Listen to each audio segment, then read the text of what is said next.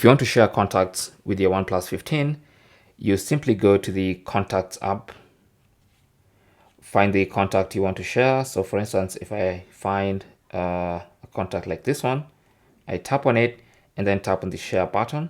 Then I can choose whether I want to share as a text or as a vCard.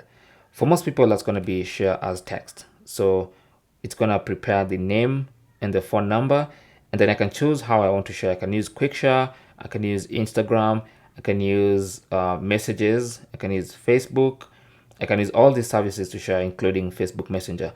Also, I can just copy that to the clipboard, and then I can exit out of there and then open maybe WhatsApp or a different or Telegram or any messaging service and send that particular contact to the person I want to send it to. So for instance, if I want to send it to my boss, I just come here, long press, paste, that's the number, and send. Thanks for watching and good luck.